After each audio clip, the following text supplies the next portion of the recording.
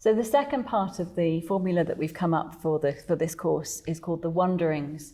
And this is probably the largest amount of time that we spend in each session together. And it's an opportunity for people to reflect on the stories of meaning from their lives. Do you want to tell us a little bit about why we've landed on that term and what type of thing it might involve? Well, the thing I always bore people about is that a wondering is not a question.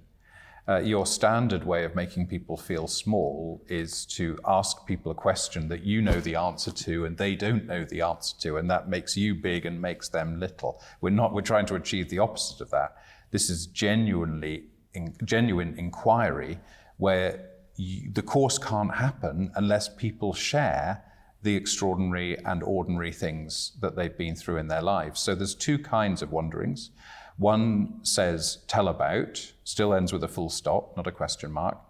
And tell about is really a reflection on something that's happened to you in the past.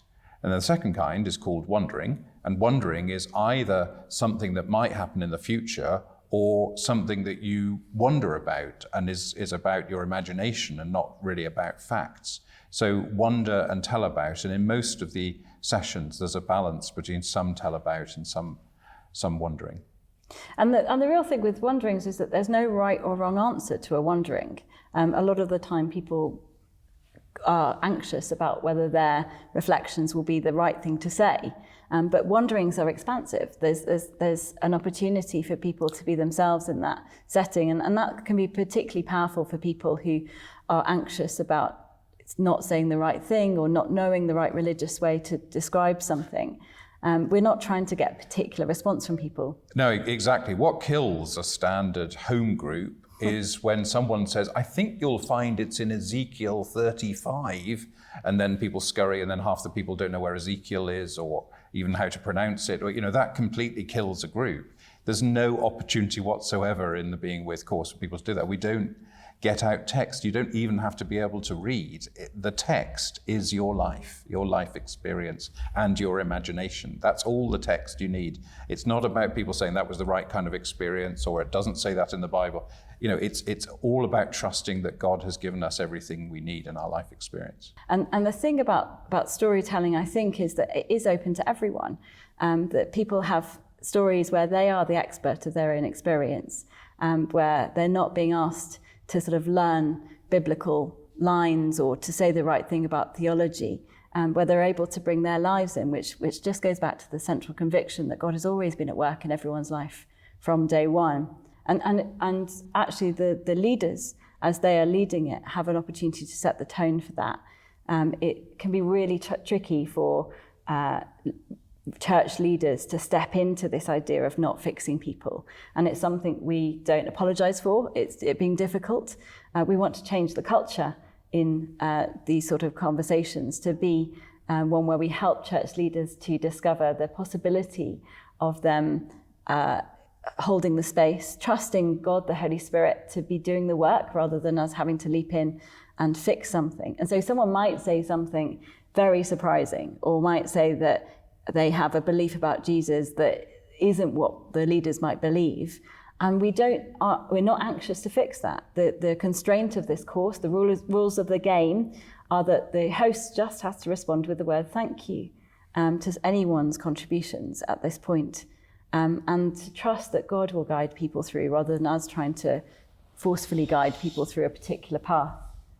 So to me, the two key words are permission and playfulness.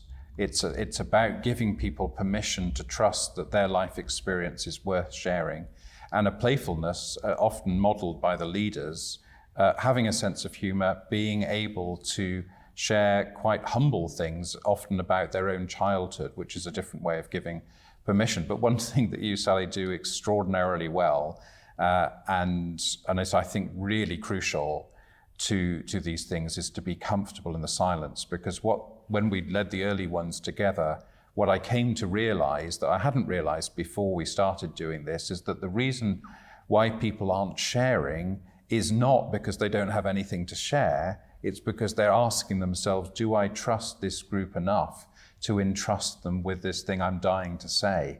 And by modeling silence in those early sessions we did together, what you taught all of us, I think, was that you were modeling that the trust is there if you want to take it up. And so we used to have some quite significant length of silences, but because when you were leading them, you were comfortable with that silence, everybody became comfortable with that silence.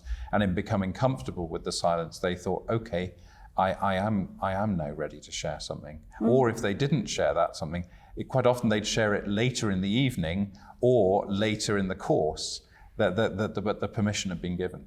I think the image I always had in my head is of Jesus meeting the rich young ruler, and that moment where it says that he looked at him with love before saying anything that fixed his problem or anything that gave him anything more from that. And I think the challenge for us as hosts is, can you embody the love of God for the community that we're working with, the group of people, enough that you can look at them with love and have that genuine experience. And people know if you're putting it on, they know if you're being fake, but in whichever way works for you as a person. Sam, you're very thoughtful. You would sit back and you would sort of take in what people say in a very still way. And I'm much more animated and may communicate my facial expressions more visibly, perhaps. So there's different ways of doing it for different personalities, but that look of love is absolutely central to people feeling safe.